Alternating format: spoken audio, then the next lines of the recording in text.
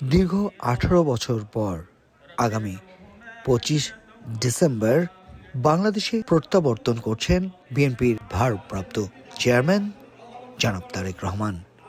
আজ 16 ডিসেম্বর মহান বিজয় দিবস উপলক্ষে যুক্তরাজ্য বিএনপির আয়োজিত এক আলোচনা সভায় যুক্তরাজ্যে বসবাসরত বিএনপির সকল নেতাকর্মীদের সাথে শেষ সাক্ষাৎ করেন তিনি।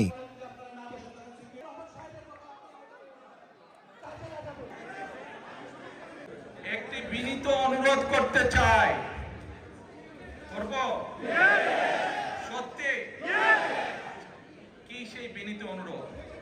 প্রিয় ভাই বোনেরা, আপনাদের সাথে আমি 18 বছর ছিলাম। বিভিন্ন সময়ে বিভিন্ন অনুষ্ঠানে অনেক মানুষের সাথে দেখা হয়েছে। আপনাদের সাথে বহু স্মৃতি আমার রয়ে গিয়েছে। আপনাদের সাথে বহু দুঃখ কষ্ট আমি শেয়ার করেছি।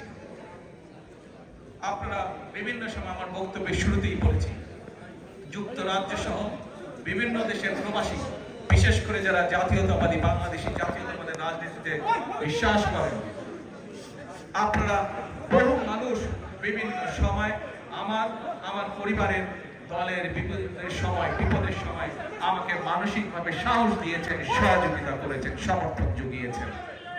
আজকে বিশেষ করে লন্ডনে যারা আছেন, বিশেষ করে তোমরা যারা ইয়াং আছো, ছবি তোলার জন্য পাগল হয়ে যাচ্ছ, প্রত্যেকের কাছে আমার একটি অনুরোধ, 25 তারিখে ইনশাআল্লাহ আপনাদের দোয়া আল্লাহর রহমতে আমি দেশে ফিরে যাব। কিন্তু এখানে উপস্থিত, এই ঘরে উপস্থিত প্রত্যেকটি মানুষের কাছে আমার অনুরোধ, দয়া করে কেউ আপনারা এয়ারপোর্টে সেদিন যাবেন না।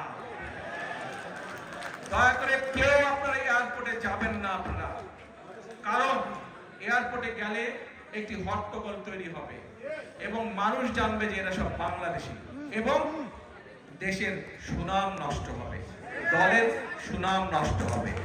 যারা